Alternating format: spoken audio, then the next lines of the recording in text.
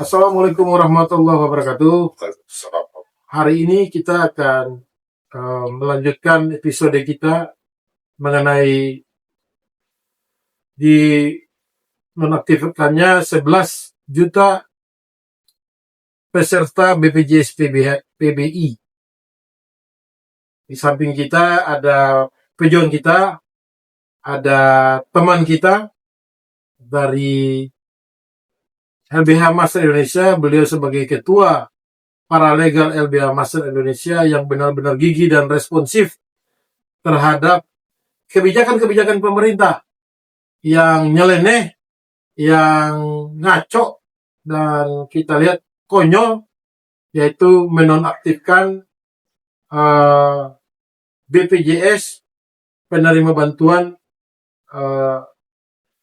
masyarakat miskin dan tidak mampu, yang dinonaktifkan kurang lebih sekitar 11.000 orang se-Indonesia. Tidak tanggung-tanggung pemerintah dengan kebijakannya yang kita lihat sudah kurang lebih 20 tahun atau sekitar 30 tahun pemerintah itu membuat kebijakan pemerintah dengan Jamkesmas, terus bertransformasi menjadi UHC, dan sekarang hari ini menurut mereka dihentikan sementara dalam jangka waktu 3 tahun. Motifnya apa? Entah itu berdagang dengan rakyat, entah itu karena uang pemerintah dipakai untuk BOP, atau uang pemerintah dipakai untuk membayar hutang-hutang negara, sehingga sementara waktu diduga pemerintah itu berdagang dengan rakyat, dengan mengambil keuntungan dengan rakyat tanpa melihat kesehatan bagi rakyat itu diatur dalam konstitusi. Orang miskin dan orang tidak mampu itu diatur oleh konstitusi, sehingga pemerintah punya kewajiban untuk bisa membantu dengan memberikan fasilitas kesehatan kepada rakyatnya. Oke, di sini ada kawan kami, sahabat kami, Bro Edi dari Paralegal LBH Master yang membuka posko pengaduan 11 juta peserta BPJS yang dinonaktifkan. Bagaimana Bro Edi? Sehat? Alhamdulillah, sehat. Apa motivasi dari Bro untuk membuka posko pengaduan 11 juta peserta BPJS PBI yang dinonaktifkan? Saya melihat ini realita di negeri yang tercinta ini. Negara sudah menjamin Undang-Undang Dasar 1945 menjamin negara itu memberikan jaminan kesehatan, pendidikan, kesejahteraan buat rakyat. Itu kenyataannya. Banyak rakyat yang di bawah UMR atau yang pendapatan per kapita yang bisa dari sekitar 2 juta itu aktifkan. Itu sangat nggak manusiawi. Saya tahu di lapangan banyak ini pengguna BPJS PBI di lingkungan RT, warga RT dulu yang utamakan. Bukan dilihat warganya yang tidak mampu. Keluarga RT RW itu baru mereka. Artinya mereka pemilik KIS ya? Pemilik KIP juga? KIP juga. Itu Bro tahu dari mana? Karena kan saya tuh turun, saya ke lapangan, saya melihat, ini RT. Bro juga pernah jadi korban juga kalau misalnya berapa kali anak Bro ikut SPMB atau PPDB juga tereliminasi karena adanya peserta atau calon-calon siswa yang memakai KIS maupun KIP ya? Ya. Pakai KIP ya maksudnya gitu ya? Kalau saya alhamdulillah saya tidak memakai KIP. Saya percaya rezeki itu Allah, dan saya percaya orang di bawah saya tahu. Itulah perjuangan saya. Realita di lapangan ini beda. RT, RW, ya, bahkan lurah itu terutama keluarganya dulu. Makanya pemerintah, Pak Prabowo sebagai presiden yang memegang konstitusi, tolonglah istrinya itu menteri sosial atau suruh itu perintahkan mereka turun ke bawah. Benar enggak? Omongan saya. Harus ada survei. Harus ada survei. Harus ada dana juga. Harus bisa ada dana. Begitu. Kalau enggak mereka cuma by data aja gitu ya. By data itu tidak aktif. By data itu tidak benar. Gitu. Kasihan warga kita. Warga kita nih, kasihan banget. Saya dibuatin juga saya. Oh, bro punya ini juga, punya BPJS. Ada sih BPJS saya nih. KIS ya, Kartu Indonesia ya. Kartu apa namanya ini? Kartu Indonesia Sehat saya nih, Bro. Ada. Saya ini kalau nggak salah saya dibuat itu per tahun 2000, Kartu Indonesia Sehat. 2025 kemarin ini saya dibuat 2024. Sudah dicek belum? Nah, alhamdulillah Allah masih melindungi saya tidak sakit. Saya sehat. Kenapa? Saya berpikir itu sakit ini sangat rentan sama Allah. Kalau saya itu ya alhamdulillah sehat terus. Nggak pernah saya pergunakan.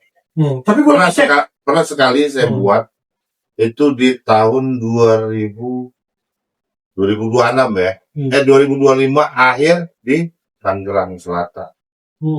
Terus saya pakai, saya kasih rujukan, tapi saya nggak pernah. Saya hanya tes saja. Aktif nggak BPJS? Ternyata masih aktif. Sekarang bro udah cek belum? 2006 ini saya belum cek. Cek lah, coba dicek. Nanti saya cek lagi. Tapi ya, bismillah nanti saya cek. Kalau ini nggak aktif, ya udah. Tapi saya termasuk 11 juta peserta yang dinonaktifkan. Itu di seluruh Indonesia ya? Dari pada saat posko pengaduan dibuka itu sudah ada beberapa orang yang melakukan pengaduan terhadap kepesertaannya yang dinonaktifkan ya? Ya, alhamdulillah ada beberapa lah orang. Saya tuh warga Depok ya baru. Warga Depok tuh ada beberapa dinonaktifkan karena satu anaknya tuh pengidap penyakit asma ya. Baru asma. Ketika dia berobat anaknya itu kita kan nggak tahu kita sakitnya kapan. Buat itu hilang itu soal itu tidak abstrak. Namanya sakit itu tidak ada jadi. Sakit itu sesaat. Nah, ketika dia berobat disuruh gitu, kan dia balik tentang kekecewaan yang rakyat Indonesia dengan BPJS itu disuruh urus, tapi dia diminta orang kelurahan suruh survei. Hilangan kelurahan tidak mau, masih banyak urusan yang naik. Kan akan naik ya pemerintah. Terus pemerintah waktu itu survei nggak pada saat dinonaktifkan orang tersebut? Pemerintah belum ada yang survei. Belum ada yang survei. Tiba-tiba langsung dinonaktifkan. Dibilang masuk desil berapa? Desil 6. Desil 6. Iya. Karena mereka belum survei. Mereka by data masuk itu langsung dinonaktifkan. Betul. Apa langkah upaya bro untuk menindaklanjuti hal tersebut? Yang pasti saya sebagai Parareka, saya ketua.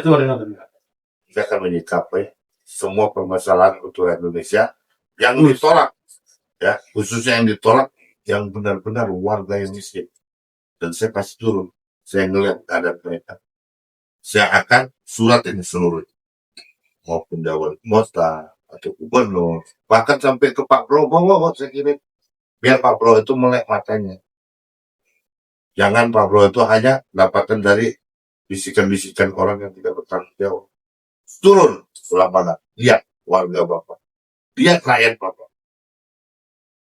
Apa harapan bro dengan adanya kebijakan dari pemerintah ini yang membuat dihentikannya peserta BPJS 11 juta BPJS dihentikan? Apa harapan dari bro sebagai ketua paralegal yang membuka posko ini?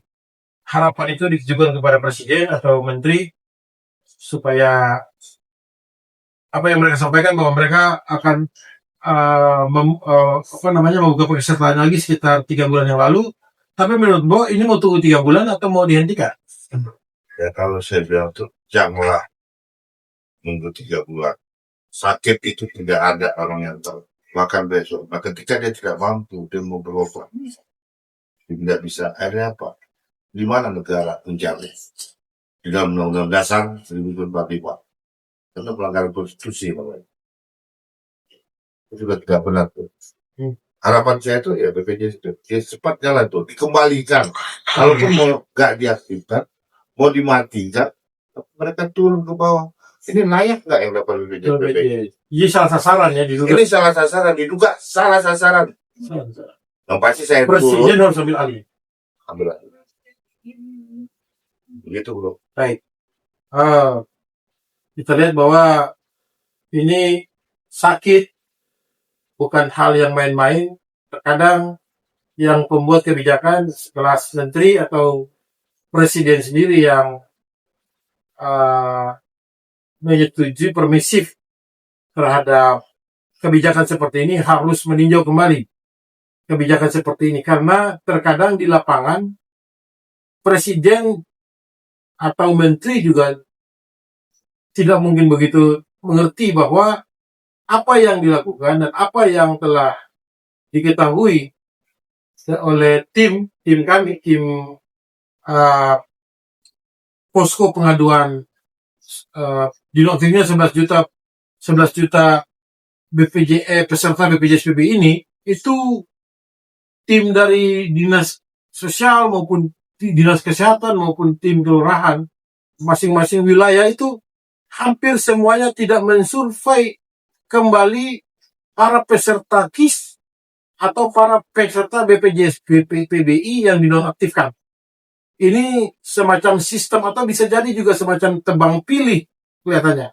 Karena dari hasil tim posko pengaduan ini, LBH Masal ini, itu beberapa pasien yang beberapa peserta yang dinonaktifkan ini, mereka mendapatkan informasi bahwa mereka tiba-tiba dinonaktifkan tanpa pemberitahuan akan disurvei lebih dahulu. Sebenarnya kalau disurvei, maka yang dinonaktifkan lebih banyak. Makanya kita minta bahwa tidak ada diskriminasi dari pemerintah, tidak ada tebang pilih bagi peserta yang bukan penerima BPJS PBI harus dinonaktifkan. Yaitu mereka yang diduga adalah pengurus-pengurus wilayah RT, RW maupun kelurahan yang keluarganya memakai KIS atau memakai BPJS PBI harus ditertibkan supaya ada keadilan di sini. Posisinya equal dengan masyarakat, terutama masyarakat miskin dan tidak mampu. Jadi harapan kami kepada pemerintah, terutama Presiden Prabowo, harus menertibkan aparatur pemerintahan, aparatur sipil PNS yang bekerja sebagai lurah maupun camat, untuk data-data itu ditinjau kembali, dilihat bahwa siapa mereka, apakah mereka pengurus RT, pengurus RW, yang terindikasi adalah pemilik KIS atau pemilik BPJS PBI, untuk dihentikan dan digantikan dengan orang-orang yang benar-benar memenuhi kriteria desil 1 sampai desil 5. Jadi harapan kami itu saja. Terima kasih. Bagi rakyat yang berada di seluruh Indonesia yang ingin menghubungi tim posko pengaduan dihentikannya atau dinonaktifkannya peserta BPJS 11 juta orang, harap menghubungi para pejuang kami yang ada di sini. Terima kasih. Wassalamualaikum warahmatullahi wabarakatuh.